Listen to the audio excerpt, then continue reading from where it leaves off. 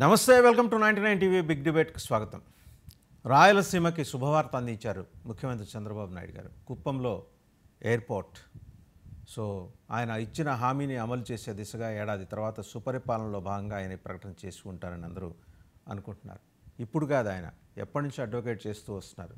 ప్రత్యేకించి రైతులని ఆదుకోవటానికి, రైతులు నేరుగా తమ ప్రోడక్ట్స్ని, అగ్రి ప్రోడక్ట్స్ని కార్గోలో వివిధ దేశాలకు పంపించడానికి వీలుగా ఆయన ఈ ఆలోచన ఎప్పుడో చేశారు. అది ఈరోజు కార్యాచరణలోకి రాబోతోంది. కేంద్ర పౌర విమానయాన శాఖ కూడా ఎలాగో తెలుగుదేశం నాయకుడు ఆధ్వర్యంలోనే ఉంది కాబట్టి రామ్మోహన్ నాయుడు గారు కూడా దీనికి సంబంధించిన ప్రతిపాదనలు అన్నీ ఆమోదించడానికి సిద్ధంగా ఉన్నారు. వీటితో పాటు మనం రోజు మాట్లాడుకునే వివేకానంద రెడ్డి హత్య, సింగయ్య కుటుంబం పరామర్శలు, అలాగే వల్లభనేని వంశీ మీద విడుదల మీద పేర్ని నాన్నగారు మాట్లాడటం, ఇవన్నీ కూడా వీటన్నిటికీ సంబంధించి సమగ్ర విశ్లేషణ చేయడానికి బిగ్ డిబేట్లో మనతో పార్టిసిపేట్ చేస్తున్నారు సంపత్ రాజు గారు, టీడీపీ అధికార ప్రతినిధి. నమస్కారం సంపత్ గారు.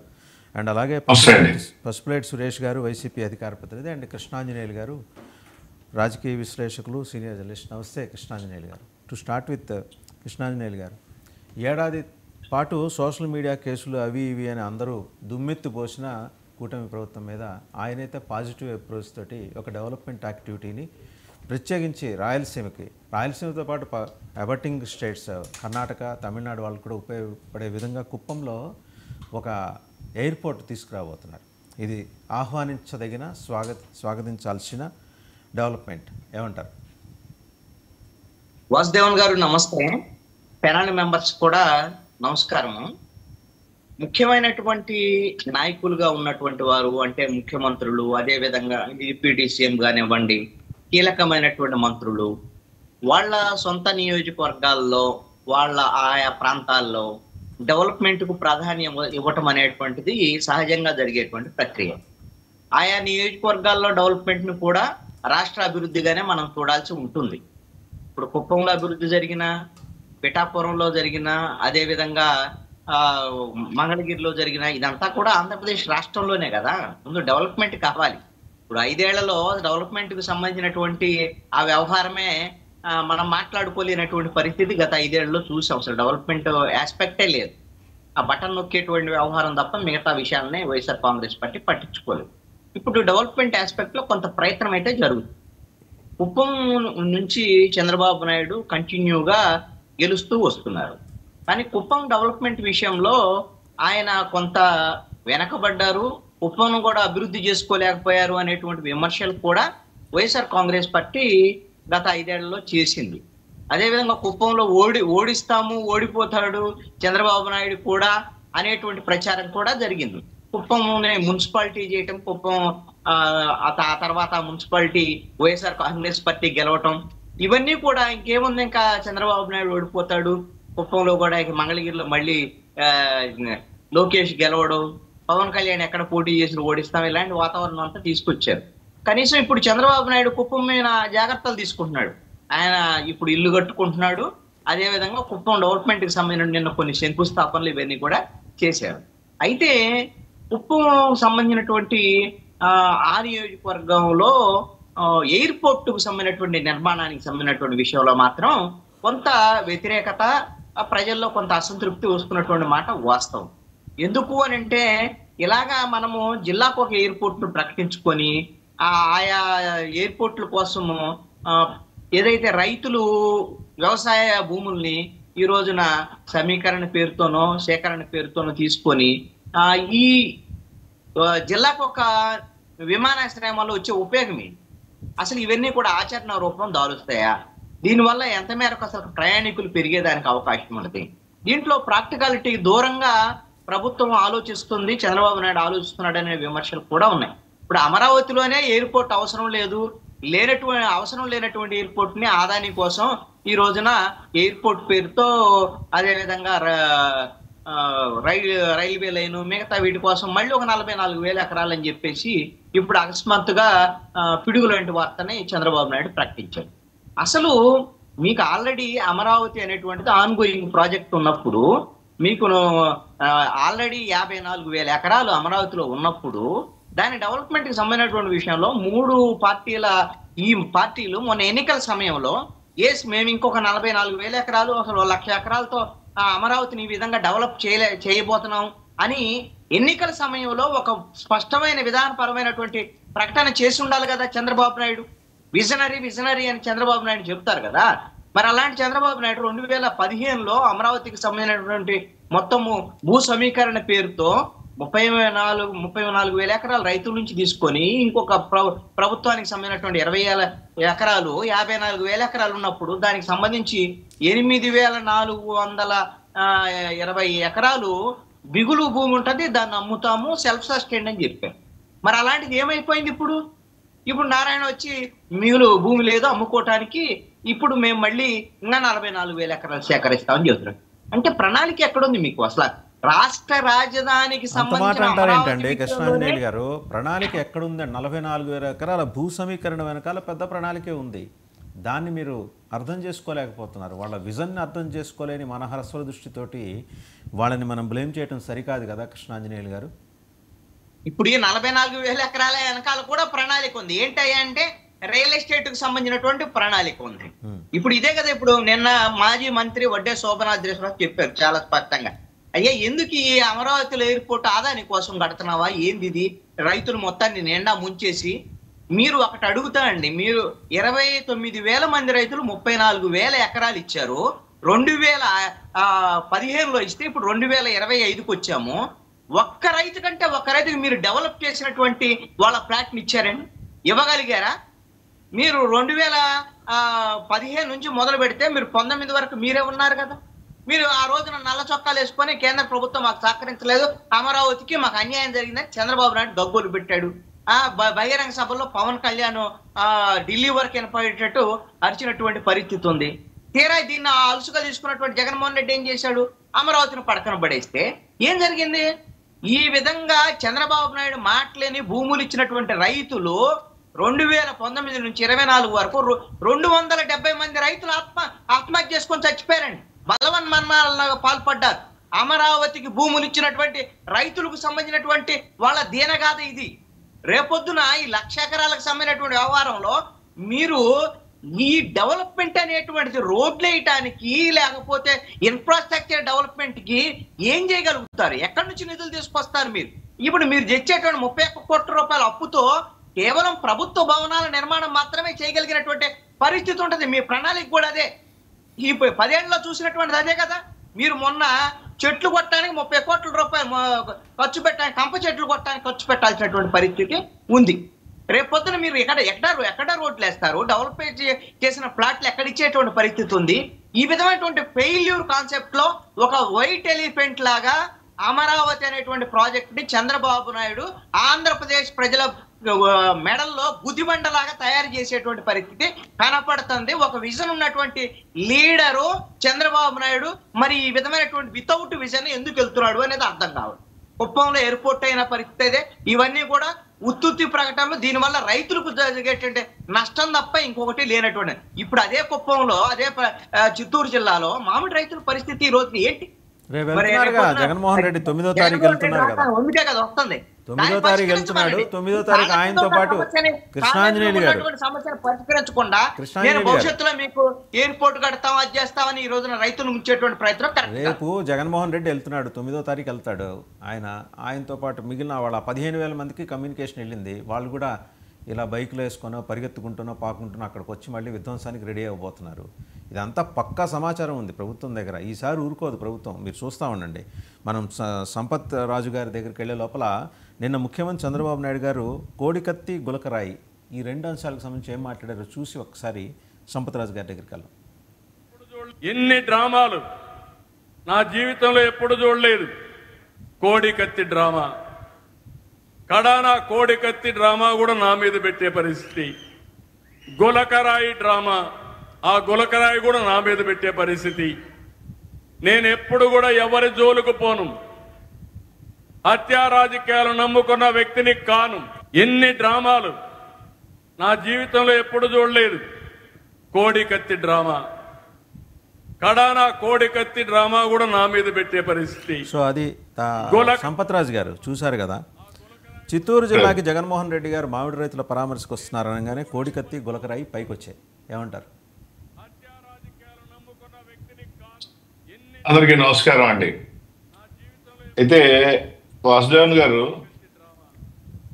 అభివృద్ధి గురించి ఏదైతే కృష్ణాంజనేయ గారు చెప్తున్నారో, ఏదైతే అమరావతి రైతుల గురించి ముందుగా దాని గురించి మాట్లాడుకుందాం ఒక్క నిమిషం. షూర్. అమరావతి రైతులు గత 5 ఏళ్లలో కూడా వాళ్ళ పోరాటం ఏంటంటే, ఏదైతే స్వచ్ఛందంగా భూములు ఇచ్చారో ప్రభుత్వానికి, చంద్రబాబు నాయుడు గారిని నమ్మో లేకపోతే కూటమి ప్రభుత్వాన్ని నమ్మో ఆనాడు ఏదైతే భూములు ఇచ్చారో రాష్ట్రానికి సంబంధించి ఒక రాజధాని వస్తుంది, ఒక మంచి ఉద్దేశంతో భూములు ఇవ్వడం జరిగింది. గత ప్రభుత్వం చేసిన విధ్వంసం, గత ప్రభుత్వం వాళ్ళు పెట్టిన బాధలకి ఎంతో మంది చనిపోవడం జరిగింది, ఎంతో మంది కుంగి కృషించిపోయారు. అయినా మళ్ళీ ఈనాడు కూటమి ప్రభుత్వం అభివృద్ధి దిశగా ఏదైతే ప్రణాళిక రూపొందించి తీసుకెళ్తుందో దానికి అనుగుణంగా మళ్ళీ ఇప్పుడు భూసేకరణకి ప్రభుత్వం తీసుకున్న నిర్ణయానికి స్వచ్ఛందంగా రైతులు ఇస్తా ఉంటే వీళ్ళకి వచ్చే నొప్పేందో మాకైతే అర్థం కావడం. ఎందుకంటే గతంలో కూడా చంద్రబాబు నాయుడు గారు ఆనాడు శంషాబాద్ ఎయిర్పోర్ట్ కట్టినప్పుడు ఇదే ఏడ్చిన చాలా మంది ఏడ్చారండి. ఎందుకు మనకి బేగంపేట ఎయిర్పోర్ట్ ఉంది కదా అని. ఆనాడు శంషాబాద్ ఎయిర్పోర్ట్ తీసుకుంటే ఈనాడు ఏ విధంగా అభివృద్ధి ఇచ్చిందో మనం చూస్తా ఉన్నాం. కాబట్టి ఏడుపులు పెడబొబ్బులు ఈ సహజంగా ఉంటా ఉంటాయి. 3 ఏళ్ల తర్వాత ఈ ఏడుపులు కనపడం, ఈ మాటలు కనపడం. ఎందుకు చెప్తున్నాం అంటే 3 ఏళ్ల తర్వాత మాట్లాడమంటున్నాం.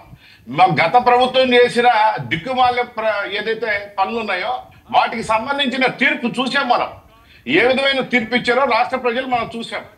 ఇకపోతే జగన్మోహన్ రెడ్డి గారి పరామర్శలు ఏంటండి?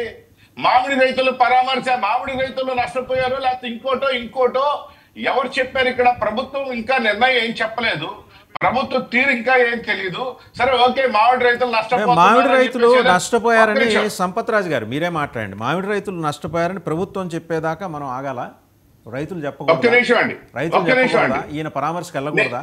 ఏమన్నా మీరు రాజ్యాంగం ఏమైనా మార్చేశారా? పరామర్శకు వెళ్ళకూడదు బైలాస్ ఏమన్నా తయారు చేశారా? ఆయన ఇష్టం అండి, వెళ్తాడు ప్రతిపక్ష నాయకుడు. మీకు నచ్చకపోవచ్చు, ఆయన వెళ్తాడు, ఆయన పనేది ఆయన చేసుకుపోతాడు. మీరు వెళ్ళకూడదంటే ఎట్లా? ఒక్క నిమిషం అండి. జగన్మోహన్ రెడ్డి గారు ఎక్కడికైనా వెళ్ళొచ్చు, ఎవరినైనా పరామర్శించవచ్చు. ప్రభుత్వం ఏదైతే అసంబంధిత ఏదైతే నిర్ణయాలు తీసుకుంటుందో దాని మీద ప్రశ్నించే హక్కు ఆయనకు ఉందండి. ఆయన ప్రజానాయకుడు, ఎటువంటి పరిస్థితుల్లో ఆయన ప్రశ్నించే హక్కు ఉంది. మాజీ ముఖ్యమంత్రి, ఎవరు కాదన్నారు? ఆయన ఎక్కడి నుంచైనా ప్రశ్నించవచ్చు, ప్రజల పక్షాన్ని పోరాడొచ్చు. ఇదే మేము కూడా చెప్తా ఉన్నాం. అసెంబ్లీ వేదికగా ఓడొచ్చి మీరు ప్రశ్నించండి అని చెప్తా ఉన్నాం. కాబట్టి జగన్మోహన్ రెడ్డి గారు ప్రశ్నించవచ్చు, ఏమన్నా చేయొచ్చండి. కానీ జగన్మోహన్ రెడ్డి గారు పోయే తీరు బాగలేదని చెప్తా ఉన్నాం.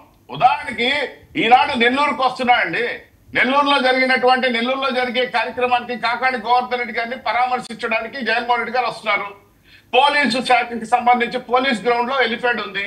అది కాకాని గోవర్ధన్ రెడ్డి ఇంటికి కూతవేటు దూరంలో ఉంటుంది, జైలుకి కూడా చాలా దగ్గరగా ఉంటుంది. ఆ పోలీస్ గ్రౌండ్ అడగడం జరిగింది. పోలీసు వారు చాలా స్పష్టంగా అయ్యా లిమిటెడ్ మెంబర్స్ కి అయితే పర్మిషన్ ఇస్తారు, లేకపోతే ఇవ్వన్నారు. వాళ్ళు వద్దన్నారు. యూనివర్సిటీకి జైలుకి దగ్గర ఉంటుంది అని అడిగారు. అంటే వీళ్ళు ఏంటంటే జగన్మోహన్ రెడ్డి గారు వచ్చేటప్పటికే కొన్ని వేల మంది జనాభాను చూపించాలా, కొన్ని వేల మంది విపరీతంగా జనం వచ్చేసారు. జనంలో విపరీతంగా జగన్మోహన్ రెడ్డి ఉన్నాడు. జగన్మోహన్ రెడ్డి అంటే ఈ రోజు ప్రభుత్వ వ్యతిరేకంగా మొత్తం జనం వచ్చారు అనేది ఏదో చూపించాలనేది నేను తాపత్రయం. మీ కార్యకర్తలతో మీరు పోయేదానికి కొంత రిస్ట్రిక్షన్, పోలీసుల మీద రాళ్ళు వేసేది ఎవరండి? వీళ్ళ కార్యకర్తలు కాదా? వీళ్ళ కార్యకర్తలు మళ్ళీ ప్లే కార్డులు పట్టుకుంటారు. సంఘ వ్యతిరేక కార్యక్రమాలన్నీ వాళ్ళు చేస్తూ ఇలాంటి యాత్రల పేరుతో చేస్తూ మీ చేతిలో లా అండ్ ఆర్డర్ ఉంది. సంపత్ రాజు గారు, మీ చేతిలో లా అండ్ ఆర్డర్ ఉంది. మీకు పెద్ద డీజీపీ ఉన్నారు, బ్రహ్మాండమైన పోలీస్ వ్యవస్థ ఉంది, అండ్ అన్పారలల్ వ్యవస్థ. ఏపీ పోలీస్ ఈ రోజుకి కూడా దేశంలో నెంబర్ 1. ఉపయోగించండి వాళ్ళని. 15,000 మంది అసాంఘిక శక్తుల్ని అరెస్ట్ చేసేయండి. మీరు యోగి సర్కార్ చూశారు. 2017లో దగ్గర ఆయన చేసిన ఎన్కౌంటర్లు ఒక్క ఏడాది 8,000 ఎన్కౌంటర్లు చేసి 222 మంది క్రిమినల్స్ని ఏరిపారేశారు. అక్కడ ఇవాళ పోసుకుంటున్నారు జనాలు, గ్యాంగ్స్టర్స్ ఇలాంటి వాళ్ళు. అలాంటి వాళ్ళు ఇక్కడ ఉన్నప్పుడు just follow the Yogi formula అండి. ఆ ఫార్ములా ఫాలో అయిపోండి. ఎందుకు రోజు ఈ అసంఖ్యాక వేసుకొని తిరుగుతున్నాడు ఈ జగన్మోహన్ రెడ్డి?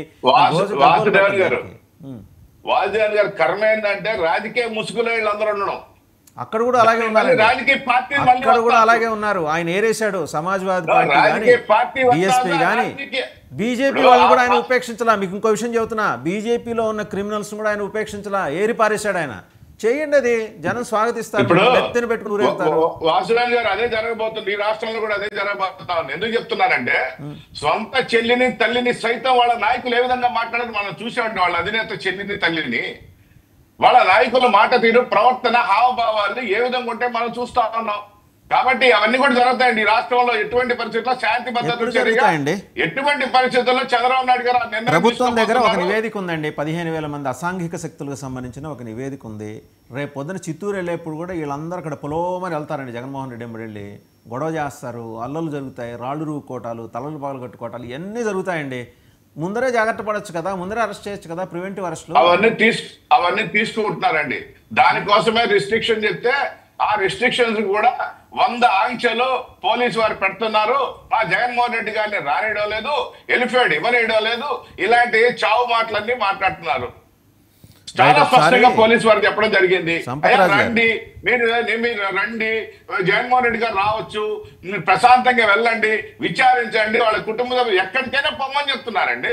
కాబట్టి కొంత రిస్ట్రిక్షన్ పోలీసు వారు ఏదైతే తీసుకుంటున్నారో దాన్ని జీర్ణించుకోలేక ప్రభుత్వం మీద ఏదో ఆపాదించడం తప్ప అంత మించేం లేదు. ఆయన రావచ్చు. ఒకసారి నిన్న పేర్ని నాని గారు ఏం మాట్లాడారో చూద్దామండి. చూసిన తర్వాత సురేష్ గారి దగ్గర కల్లా మళ్ళీ మీ దగ్గరకు వస్తా. పేర్ని నాని గారు వంశీ విడుదల తర్వాత ఆయన ఏం చేస్తారు కొన్ని పారిపోతాడా రాజకీయాల నుంచి? మీరు చేసినటువంటి వేధింపుల వల్ల, అక్రమ కేసుల వల్ల, అక్రమ నిర్బంధాల వల్ల, లేదా ఉద్దేశపూర్వకంగా అతని ఆరోగ్యాన్ని కుళ్ళబెట్టడం ద్వారా ఏం చేస్తారు? రాజకీయ జీవితం నుంచి, ప్రజా జీవితం నుంచి, గన్నవరం రాజకీయాల్లోంచి, గన్నవరం ప్రజలకి సేవ చేయడంలోంచి ఏమైనా పారిపోతాడా? పారిపోడు కదా. ఏం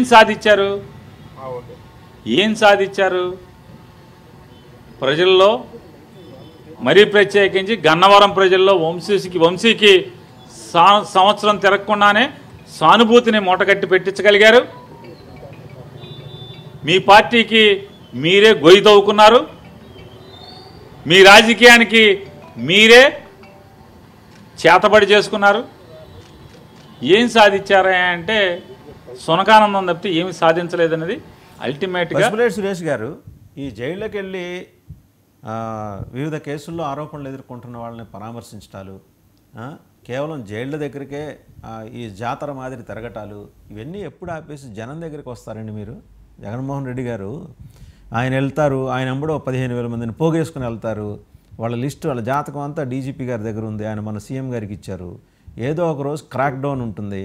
ఇంకో యోగి ఇక్కడ కనిపిస్తే ఆల్రెడీ పవన్ కళ్యాణ్ గారు ఆ మిషన్ మీదే ఉన్నారు. 15,000 మందిని ఎత్తి అలా లోపలేస్తారు. ఏమైపోతుంది? ఎందుకు మామూలుగా రాజకీయాలు చేసుకోవచ్చు కదా, ఎందుకు ఈ కక్షపూరిత రాజకీయాలు, రాళ్ళు ఇసురుకోవటాలు, తలలు పగలు కొట్టుకోవటాలు మామూలుగా చేయొచ్చు కదా? అంటే మీరు పరామర్శకు వెళ్తే విధ్వంసం జరగాల? సార్, మీకు మరియు తోటి ప్యానలిస్టులకు నా నమస్కారాలు. 99 టీవీ ప్రేక్షకులకు అందరికీ కూడా శుభోదయం. ఈరోజు ప్రతి ఒక్క దాన్ని కూడా విమర్శనాత్మకంగానే చూస్తున్నటువంటి కూటమి ప్రభుత్వానికి జగన్మోహన్ రెడ్డి గారు తుమ్మినా, దగ్గినా, లేదా ఒక అడుగు వేసినా అది విమర్శ కిందకే వస్తుంది. ఎందుకంటే వాళ్ళకి ఏది జగన్మోహన్ రెడ్డి గారు ఏం చేస్తున్నారనేది ఆలోచన లేదు, కేవలం ఆయన విమర్శించాలా, ఇదే పని. జగన్మోహన్ రెడ్డి గారు జైళ్ళకి పరామర్శకు వెళ్తున్నారంటే కారణం ఎవరు సార్? ఈ కూటమి ప్రభుత్వం కాదా? అక్రమ కేసులు కాదా? అక్రమ అరెస్టులు కాదా? వీళ్ళ కక్ష సాధింపులు కాదా? వీళ్ళు అక్రమ అరెస్టులు చేసి వీళ్ళ రాజకీయ కక్ష సాధింపులో భాగంగా మా పార్టీ కార్యకర్తల్ని, మా పార్టీ నాయకుల్ని, మా పార్టీ మాజీ శాసనసభ్యుల్ని, మంత్రుల్ని జైళ్ళలో పెడతా ఉంటే కనీసం మా పార్టీ అధినేత పోయి పరామర్శించడం అనేది ధర్మం. దాన్ని కూడా విమర్శిస్తే, దాన్ని కూడా రాజకీయ కోణంలో చూస్తే మా పార్టీ కార్యకర్తల్ని మా అధినేత కలవకూడదా? మా పార్టీ నాయకులకి మా అధినేత భరోసా ఇవ్వకూడదా? అది కూడా రాజకీయమా? ఎక్కడ సార్ ఇది నీతిమాలిన రాజకీయం? వీళ్ళేమో అక్రమ అరెస్టులు చేసి మమ్మల్ని బాధ పెడుతూ, మమ్మల్ని వేధిస్తూ జైలులో పెడతారు. కనీసం మాకు భరోసా, మాకు ధైర్యం కూడా ఉండకుండా ఉండాలనేటువంటి కుట్ల రాజకీయానికి తెరలేస్తారు. ఇది ఒక దిక్కుమాలిన రాజకీయం కాకపోతే ఇంకేం సార్? దీనికి కారణం వీళ్ళు కాదా అని అడుగుతున్నాం. ఇలాంటి చర్యల్ని ప్రేరేపించేది వీళ్ళు కాదా అని అడుగుతున్నాం. ఏడాది పాలన అవుతుంది, ఇప్పుడైతే కుప్పాన్ని అభివృద్ధి చేస్తాన్నారు చంద్రబాబు నాయుడు గారు. ఈ రోజు వచ్చి కుప్పం అభివృద్ధి కనపడుతుందా అని అడుగుతున్నాం. ఎప్పటి నుంచి సార్? ఈ రోజుకి ఎన్నోసారి ఎనిమిదో టర్మ్ మీకు డెవలప్మెంట్ చూసే మీకు ఒక్క నిమిషం మీకు డెవలప్మెంట్ చూసే ఆ ఆలోచన లేదు. ఎవరన్నా డెవలప్ చేస్తుంటే సహించే ఆ జ్ఞానము విజ్డమ్ గుణము లేదు. దేవుడు ఎప్పుడు ఇస్తాడండి మీకు ఇదంతా? నిజమే సార్, నిజమే. చాలా అసలు ఎంత వాస్తవాల్ని చెప్పారంటే మీరు. కుప్పాన్ని అభివృద్ధి మాకు చూడడం కనపడటం లేదేమో. 8 టర్ములుగా 1989 నుంచి 2024 వరకు 8 సార్లు శాసనసభ్యుడిగా చంద్రబాబు నాయుడు గారు కుప్పం నుంచి గెలిచారు. ఈసారికి 4వ టర్మ్ ముఖ్యమంత్రిగా చేస్తున్నారు. ఇప్పుడు వచ్చి కుప్పం అభివృద్ధి చేసేస్తా, స్వర్ణ కుప్పం అంటున్నారు. ఇది ఆయన విజన్. మీరు కూడా అనండి, మీరు కూడా చెప్తుండాల్సింది కదా. వ్యక్తి మీరు కూడా బంగారు పులివెందులు అని మీరు చెప్పండి. స్వర్ణ కుప్పం 8 సార్లు గెలిచినా చేయలేని అభివృద్ధి ఇంకా మళ్ళీ చేస్తాను అంటున్నాడంటే ఒక్కసారి పులివెందులకు వెళ్ళి చంద్రబాబు నాయుడు గారిని వీధులు తిరగమని చెప్పండి. అభివృద్ధి అంటే ఏందనేది కనిపిస్తుంది. ఒక సొంత నియోజకవర్గాన్ని అభివృద్ధి చేసుకోలేనోడు ఈరోజు రాష్ట్రాన్ని వచ్చి అభివృద్ధి చేస్తానంటున్నాడు. దీనికన్నా హాస్యాస్పదం ఇంకేదో ఈ దేశ చరిత్రలో ఉండదు. సార్ ఒక్క విషయం గుర్తు, కుప్పం నియోజకవర్గం కూడా చంద్రబాబు నాయుడు గారిది కాదు, ఎన్ రంగస్వామి నాయుడు గారిది. అక్కడ 2 సార్లు తెలుగుదేశం పార్టీ 1983-85లో గెలిస్తే ఆ నియోజకవర్గం మీద కన్నేసుకొని అక్కడ చంద్రగిరిలో ఓడిపోతే సొంతూరులో కుప్పానికి వెళ్ళి ఆ నియోజకవర్గాన్ని కబ్జా చేశారు, రాజకీయ కబ్జా. కానీ వైఎస్ జగన్మోహన్ రెడ్డి గారు ముఖ్యమంత్రిగా అయిన తరువాత కుప్పాన్ని ఒక ప్రతిపక్ష నాయకుడు నియోజకవర్గంగా చూడలేదు సార్. కుప్పాన్ని కూడా మున్సిపాలిటీగా అప్గ్రేడ్ చేశారు. కుప్పాన్ని రెవెన్యూ డివిజన్ గా ప్రకటించారు. కుప్పానికి కృష్ణా జలాల నీరు తీసుకొచ్చారు. కుప్పంలో 87,000 కుటుంబాలుంటే దాదాపు 82,000 కుటుంబాలకి జగన్మోహన్ రెడ్డి గారి హయాంలో సంక్షేమ పథకాలు 82,000 కుటుంబాలకి. మరి మహిళలకి 14,000 కోట్లు. ఇన్ని చేసినా మీరు ఓడిపోయారు కదండి. ఇన్ని చేసినా ఓడిపోయారు. ఇవన్నీ నిజమైతే గెలవాలిగా, ఎందుకు ఓడిపోయారు? ఇదే సార్, ఇప్పుడు నేను ప్రజల సహజ స్వభావాన్ని నేను చెప్పాను కదా సార్. చంద్రబాబు నాయుడు గారు ప్రజల్ని మభ్య పెట్టే దాంట్లో గెలిచారు, మేము ఓడాం. ప్రజలు వాస్తవ పరిస్థితులు అర్థం చేసుకోవాలా. చంద్రబాబు నాయుడు గారు మీకు 10 రూపాయల ఆదాయం వస్తుంటే 20 రూపాయల ఆదాయాన్ని చూపించి ప్రజలు మభ్య పెట్టారు. వెనక పవన్ కళ్యాణ్ గారిని ఒకరిని తగిలించుకొని చంద్రబాబు నాయుడు గారిని ఎలాగో నమ్మరు కాబట్టి పవన్ కళ్యాణ్ గారిని ముందు పెట్టేసి ఈ యొక్క సంక్షేమం పేరుతో మభ్య పెట్టారు. అలాంటి నమ్మకం ఉన్న ఒక్క నాయకుడిని కూడా మీ నాయకుడు తయారు చేసుకోలేకపోయాడా? అలాంటి నమ్మకం ఉన్న నమ్మకస్తుడైన ఒక నాయకుడిని కూడా మీ నాయకుడు తయారు చేసుకోలేకపోయాడా? ద్రోహం, నమ్మక ద్రోహం. ఎవరు చేశారు సార్ మీకు నమ్మక ద్రోహం? నమ్మక ద్రోహం. ప్రజలు నమ్మక ద్రోహం చేశారా మీకు? రేపు వస్తుంది అధికారం, ఈ ఏడాది కాకపోతే రేపు 29లో తీసుకుంటాం. ప్రజల నమ్మకాన్ని కోల్పోయే అవసరం మాకు లేదు. ఎందుకు సార్ ఇలాంటి బతుకు, ఇలాంటి నీతి మాలిన రాజకీయాలు అవసరం లేదు.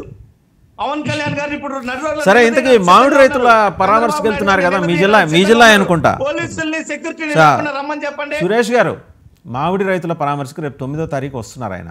సో అందులో భాగంగా ఇప్పుడు నిన్న చంద్రబాబు గారు అంటే కోడికత్ అన్నారు, గులకరాయ్ అన్నారు, సింగయ్య డెత్ కేసు తీసుకొచ్చారు, వివేకానందరెడ్డి హత్య కేసు. తెలుగుదేశానికి ఏంటంటే ఇవి రోజు తిరుగుతూ ఉండాలి, మరాడినట్టు అందరికి వాళ్ళ నోళ్ళలో నానుతూ ఉంటే జనం మర్చిపోకుండా దాన్ని లైవ్లో ఉంచుతారు. సో ఆ 3 అంశాలు వచ్చేప్పటికీ మీ నాయకుడి ప్రభ అక్కడ వెలవెలపోతుంది. అక్కడ ఆయన వచ్చి మామిడి రైతులను పరామర్శించినా, అవును ఈసారి ఏం ప్లాన్ చేశారు విధ్వంసం అక్కడ? విధ్వంసం అనేది ఈ తెలుగుదేశం పార్టీ నాయకుల నోట్లో ఉంది, వారి మాటల్లో ఉంది తప్ప విధ్వంసం ఎక్కడా లేదు. మరి చంద్రబాబు నాయుడు గారి చేతతనాన్ని కప్పిపుచ్చుకోవడానికి గతంలో విధ్వంసం అని మాట్లాడుతున్నారు తప్ప వాస్తవ పరిస్థితిలో ఏ రకమైన విధ్వంసం లేదు. ఇందాక చెప్పాను సార్, మామిడి రైతుల గురించి అడుగుతున్నారు. మామిడి రైతులు వస్తే ఉమ్మడి చిత్తూరు జిల్లా సార్, కుప్పం సొంత నియోజకవర్గానికి చంద్రబాబు నాయుడు గారు ఏం చేయలేదు సార్. సొంత నియోజకవర్గాన్ని పట్టించుకోలేదు. 8 సార్లు అంటే గత ఎలక్షన్ల వరకు పట్టించుకోకుండానే 1617 కోట్లతోటి ఆయన పరిశ్రమల ఏర్పాటుకి ముందుకు వస్తారా? ఎప్పుడు సరే ఆలోచించండి. వచ్చారు కదా ముందర ప్రొయాక్టివ్ గా ఆలోచించడం నేర్చుకోండి సార్. శాసనసభ్యుడు మీరు ప్రొయాక్టివ్ గా ఆలోచించడం నేర్చుకోండి. ఒకసారి ఈ సింగయ్య డెత్ మీద చంద్రబాబు నాయుడు గారు ఏం మాట్లాడారో చూసి కృష్ణాంజనేయులు గారి దగ్గరికి వెళ్ళాం. సింగయ్య మృతికి చూస్తున్న ఇప్పుడు కొంతమంది నేను చూస్తున్న ఇప్పుడు కూడా ఇంకా ఆటలాడుతున్నారు.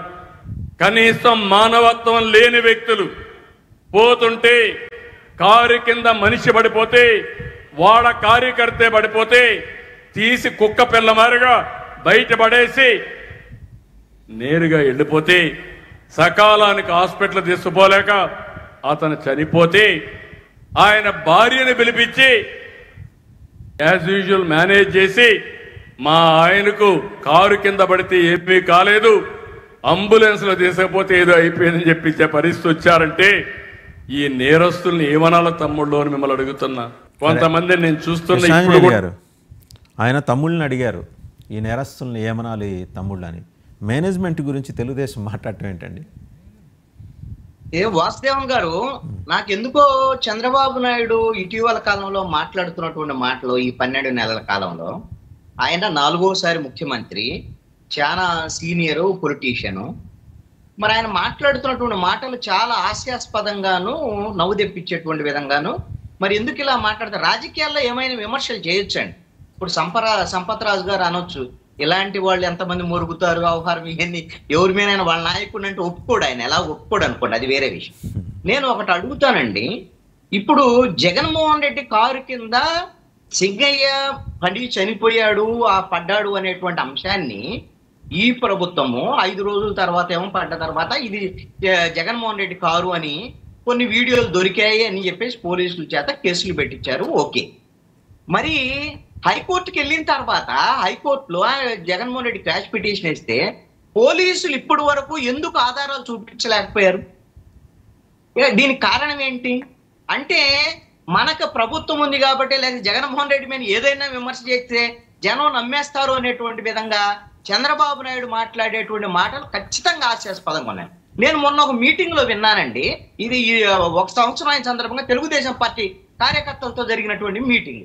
ఏమంటాడు, ఆ రోజున 2019 ఎన్నికల సమయంలో బాబాయిని చంపి మామయ్యనే అయిపోయారు, ఆ రోజున నేను అరెస్ట్ చేసి ఉంటే అసలు ఈ పరిస్థితి వచ్చేది కాదు, మీ అందరికీ కేస్ స్టడీ కింద చెప్తున్నాను అని అంటున్నాడు.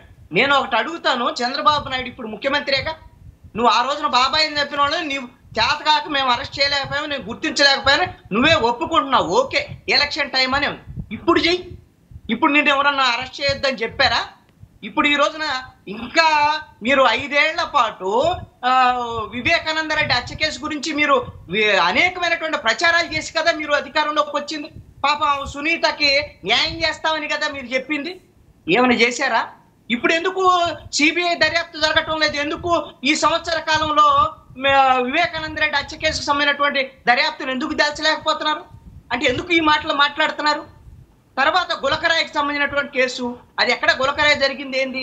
అది హాస్యాస్పదమైనటువంటి ఘటనే. అసలు జగన్మోహన్ రెడ్డి మీద గులకరాయి చూడన్న చంపాలని చూస్తాడు, అదే ఎవరు నమ్మనటువంటి పరిస్థితి.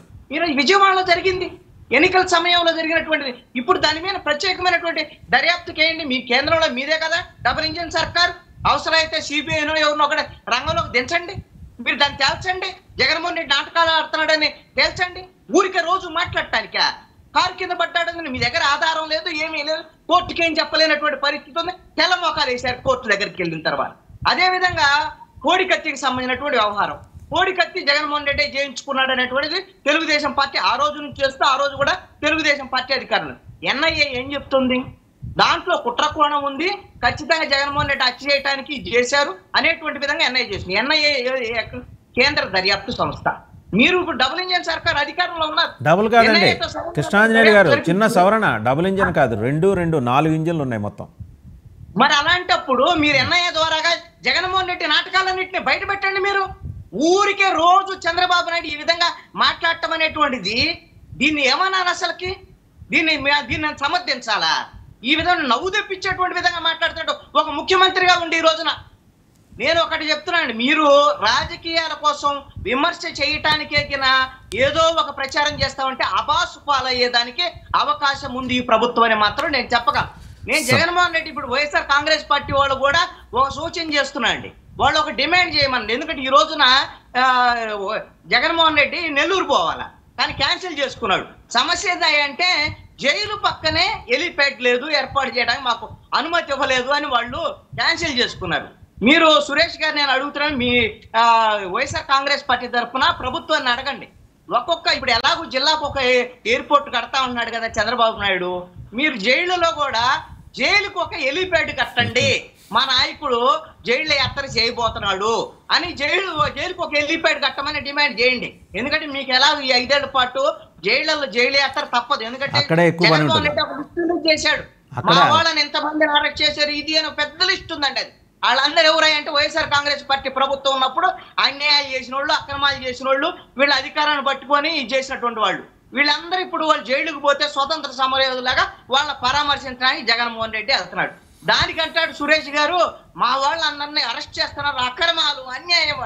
మీరు అధికారం ఇస్తే మీరు అవినీతికి పాల్పడితే మరి మీకు అవినీతికి పాల్పడ్డ వాళ్ళకి పూలదండలు వేసి శాలువాలు కప్పుతారా జైలుకు పంపకుండా? ఈ విధమైనటువంటి పరిస్థితి రెండు పార్టీల వైపు నుంచి అండి. రెండు పార్టీలు కూడా ఈ రోజున వాళ్ళ సొంత రాజకీయాలు, ఇవి క్షుద్ర రాజకీయాలండి, ప్రజలకు ఉపయోగపడే రాజకీయాలు కాదు. ఒకటి మాత్రం నేను అప్రిషియేట్ చేసే జగన్మోహన్ రెడ్డిని, మీరు మార్చుకోండి. రైతుల వైపు నుంచి ఇప్పుడు రేపు చిత్తూరుకి వెళ్ళేటువంటిది ఏదైతే మామిడికాయ రైతులను పరామర్శించడం అనేటువంటి చాలా కీలకమైనటువంటి సమస్య ఈ రోజున చిత్తూరు జిల్లాలో ఉంది.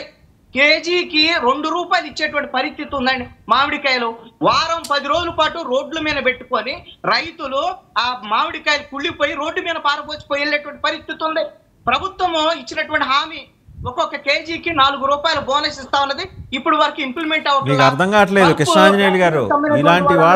ఇలాంటి రైతుల సమస్యలు పరిష్కరించడం కోసం ఆయన మీకు కృష్ణాంజనేయులు గారు సీఎం గారు ఇదివరకే చెప్పారు. ఒక్క నిమిషం, సీఎం గారు ఇంతకుముందే చెప్పారు, ఇదివరకే చెప్పారు, కార్గో ఫ్లైట్స్ ఏర్పాటు చేస్తాం, ఈ అగ్రి ప్రోడక్ట్స్ అన్ని విదేశాలకు పంపించే వ్యవస్థని మేము నిర్మించబోతున్నామని. Let us welcome that. ఒకసారి ఆయన సంపత్ రాజు గారు వస్తున్నా సంపత్ రాజు గారు మీ దగ్గరికే వస్తున్నా. ఇతర దేశాలకు ఎక్స్పోర్ట్ అని ఏం చెప్తారండి? ఇదంతా చేస్తారు. మనకి SIPB ఉంది, స్టేట్ ఇన్వెస్ట్మెంట్ ప్లానింగ్ బోర్డు ఉంది, ఇన్వెస్టర్స్ బయట దేశాల వాళ్ళతోటి వాణిజ్యానికి సంబంధించి అన్ని మాట్లాడతారు. ఒకసారి సంపత్ రాజు గారి దగ్గరికి వెళ్లే ముందు ఒక ప్రశ్న. సంపత్ రాజు గారు, ఆయన ఈ కోడికత్తి, గులకరాయి, సింగయ్య డెత్ బైటు, వివేక గురించి కూడా మాట్లాడారు. వివేక అది చూసిన తర్వాత మీకు ఒక ప్రశ్న ఉంది, వివేక గురించి ఏం మాట్లాడారు చూసిన తర్వాత ఒకసారి చూద్దాం. వివేకానంద రెడ్డి గారి హత్య గురించి ఏం మాట్లాడారు. ఈరోజు రాజకీయాలు నేరస్తుల మయమైపోయినాయి. ఎంత ప్రమాదం అంటే బాబాయిని చంపి బాబాయి కూతురు దగ్గరని మా అన్న మంచోడని చెప్పించి మళ్ళీ అర్థం చేసుకొని తిరగబడితే ఇప్పుడు వాళ్ళనే వేధించే రాజకీయాలు చూశాం.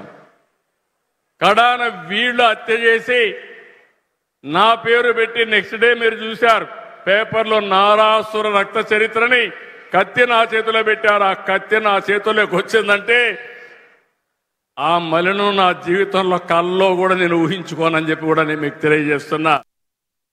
చూశారు. రెండోది ఏంటంటే ఇప్పుడు ఈ 1000 అడుగుల గోయి తవ్వే కార్యక్రమంలో కేవలం మీ వాళ్ళే ఉన్నారా, లేకపోతే జనసేన బీజేపీని కూడా కలుపుకుని వెళ్తున్నారు? ఎందుకంటే మొన్న అచ్చెన్నాయుడు గారు మాట్లాడారు, 1000 అడుగుల గొయ్యి తీస్తున్నారట, జిల్లాకు ఒక గొయ్యి తీస్తున్నారా లేకపోతే రాష్ట్రం మొత్తానికి కలిపి ఒకటే గొయ్యి తీసి అందులో పాతేస్తాం జగన్ అనే భూతాన్ని అన్నారు కదా. అది మీ ఎజెండానా లేకపోతే కూటమిలోని మిగిలిన పార్టీల ఎజెండా కూడానా? అది వసుదేవన్ గారు, ఏదైతే ప్రభుత్వం చెప్తా ఉందో రాజకీయ ముసుగులో ఉన్నటువంటి ఇలాంటి ఏదైతే హత్య అంటే రౌడీలో, దుర్మార్గులో, లేకపోతే పనికిమాలిన జనం ఏదైతే రాజకీయాల ముసుగులో ఉన్నారో వాళ్ళందరినీ పాతేయాల్సిన సమయం వచ్చిందని చెప్పి ప్రభుత్వం చెప్తున్న మాట ఇది.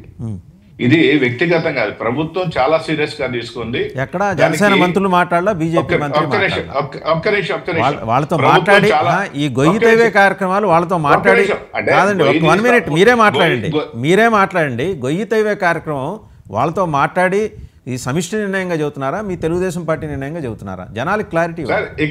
ఇక్కడ ప్రభుత్వ నిర్ణయం చెప్పడం జరిగింది, అంటే గొయ్యి తీసి గొయ్యిలో పాతేస్తాం పూర్తి చేస్తాం కాదండి. ఆయన అన్నారు కదా, చూపించమంటారు అచ్చెన్నాయుడు ఏమన్నారు? చాలా చాలా మాట్లాడతాం అంటే మనం ఏమన్నారు ఏదో ఒక్క నిమిషం చాలా స్పష్టంగా బాబు గారు మాట చెప్పారు. వివేకానంద రెడ్డి హత్య కేసు ఆనాడు రాజకీయ లబ్ధి కోసం వాళ్ళు ఏ విధంగా వాడుకున్నారో, చంద్రబాబు నాయుడు గారే చంపించారు, గుండెపోటు అన్నారు, దాని తర్వాత ఏదో చెల్లిచారు చెప్పించారు, దాని తర్వాత మళ్ళీ ఇలా చేశారు అని చెప్పి మాట్లాడడం జరిగింది. అదేవిధంగా సింగయ్యది కూడా ఏం చెప్పారంటే చంద్రబాబు నాయుడు గారు ఏదైతే వాళ్ళ కార్యకర్త ఒక టైర్ కింద పడి చనిపోతే అతని కుక్క పిల్లలాగా పక్కన పడేసి కనీసం తను కానీ ఆ రోజు చేస్తుంటే కోర్టు ఎస్టాబ్లిష్ అండి, మనం ఎందుకు జడ్జిమెంట్ ఇవ్వటం? కోర్టు మాట్లాడియండి. Let us not jump or arrive into conclusions. ఒక్క నిమిషం వాసుదేవన్ గారు, ఇక్కడ స్పష్టంగా జగన్మోహన్ రెడ్డి గారి కారు కింద లేకపోతే ఇంకోరి కారు కింద మాట్లాడలేదు బాబు గారు కూడా, ఎందుకంటే కోర్టు ఇష్యూలో ఉంది. కోర్టులో ఉన్నప్పుడు జరిగిన విధానాన్ని గురించి చెప్పాడు. ఇంకొక విషయం ఏంటంటే, ఏదైతే ఇప్పుడు రామాంజనేయులు గారు చెప్పారో, మన కృష్ణాంజలి గారు చెప్పారో, ఏదైతే జగన్మోహన్ రెడ్డి గారు ఓదార్పు యాత్ర ఎలిఫెంట్ తయారు చేసుకోండి, జైలు కాడ తయారు చేసుకోండి, జైల్లో భరోసా జరగండి. ఎందుకంటే జగన్మోహన్ రెడ్డి గారు అంత ఎట్టకారం చేశాడు రాష్ట్రంలో. ఎందుకంటే ఇప్పుడు మాట్లాడుతున్నాం మనం 9వ తేదీ ఏదైతే మామిడి రైతుల కోసం వెళ్తున్నాడు, ప్రజల కోసం వెళ్ళమనండి, ప్రజల కోసం యాత్ర చేయమనండి. మీరు మామిడి రైతులు ప్రజలు కాదా? మామిడి రైతులు ప్రజలు కాదా? ఒక్క నిమిషం. ఈ రోజు కాకాడి గోవర్ధన్ రెడ్డి పరామర్శించిన, లేకపోతే ఇంకొక అతన్ని పరామర్శించిన, ఇది ప్రజల సమస్య కాదండి. వాళ్ళ కార్యకర్తల్లో వాళ్ళు చేస్తున్నారు. ఇంకోటి ఏంటంటే, గతంలో సోదరుడు మాట్లాడుతూ ఉన్నారు సురేష్ గారు, ఏదైతే కక్షపూరితంగా ఈ ప్రభుత్వం అందరి మీద కేసు పెడుతుందండి. సురేష్ గారికి తెలియని విషయం ఏంటంటే, ఇప్పుడు ఏదైతే నాయకులు జైళ్లలో ఉన్నారో, కేసుల్లో ఉన్నారో, వీళ్ళందరూ గత ప్రభుత్వంలో పెట్టినటువంటి కేసులండి. ఈ ప్రభుత్వం ఇప్పుడు ఇచ్చి పెట్టిన కేసులు కాదు. గత ప్రభుత్వంలో వాళ్ళ అధికారంలో ఉన్నప్పుడు వాళ్ళ మీద పెట్టినటువంటి కేసులు ఇప్పుడు వేగవంతం అయిన తర్వాత లోపలికి పోతున్నారు. అంతమించేలా జగన్మోహన్ రెడ్డి గారు పట్టించుకోక, ఆనాడు ఇదే జగన్మోహన్ రెడ్డి గారు పట్టించుకుంటే అప్పుడు లోపల ఉండేవాళ్ళు వాళ్ళందరూ కూడా. మా జిల్లాకు కూడా లేకపోతే జిల్లాకి 2-3 ఉన్నారు. కానీ తెలుగుదేశం పార్టీ కార్యకర్తల మీద దాదాపు 80-85% మంది కార్యకర్తల మీద కేసులు పెట్టిన దాఖలా నా మీద కూడా దాదాపు 20 చిల్లర కేసులు ఉన్నాయండి. అంటే ఏం లేదు, ప్రభుత్వం కక్షపూరితంగా గత ప్రభుత్వం చేసినట్టు ఈ ప్రభుత్వం ఎక్కడ నీడలో ఏ కార్యకర్త మీద కేసు లేదు, సురేష్ గారి మీద ఏ కేసు లేదని చెప్పి నేనైతే అనుకుంటున్నా. ఎందుకంటే ఇంకొకటి విషయం, కుప్పం గురించి మాట్లాడుతూ ఉన్నారు. కుప్పంలో డెవలప్మెంట్ అనేది లేకపోతే 9 సార్లు చంద్రబాబు నాయుడు గారికి గెలుస్తారా అండి? 9 సార్లు గెలుస్తారా? మీరేదో మాట్లాడితే సరిపోద్దా? కాబట్టి ఇదొక విషయం. రెండోది, ఏదైతే మామిడి పరిశ్రమకి సంబంధించి కుప్పం కానీ చిత్తూరు జిల్లాలో ఎక్కువగా ఉంటుందో, మామిడి తాండ్రా అవి ఇవి ఏదైతే ఎక్స్పోర్ట్ ఎక్కువ ఉంటుందో వాళ్ళకు ఉపయోగకరంగా ఉంటుంది ఇక్కడ ఎయిర్పోర్ట్ నిర్మిస్తే. కాబట్టి ఎయిర్పోర్ట్ నిర్మిస్తే బాగుంటుందని చెప్పేసి ప్రభుత్వం తరఫున సీఎం గా ఒక వ్యాఖ్య చేశాడు. దాన్ని అభివృద్ధి చెందాలని అందరూ కోరుకుంటున్నారండి. ఇక్కడ ఒకసారి అచ్చెన్నాయుడు గారు ఏం మాట్లాడారో చూద్దామండి. చూడండి, అంటే ఆయన ఏం మాట్లాడారు అంటే, మీది నిన్నటి నుంచి మొదలెట్టినట్టున్నారు అనుకుంటే సుపరిపాలన కార్యక్రమం, అందులో భాగంగా రాష్ట్ర వ్యాప్తంగా గోతులు తవ్వే కార్యక్రమం గురించి ఆయన మాట్లాడారు.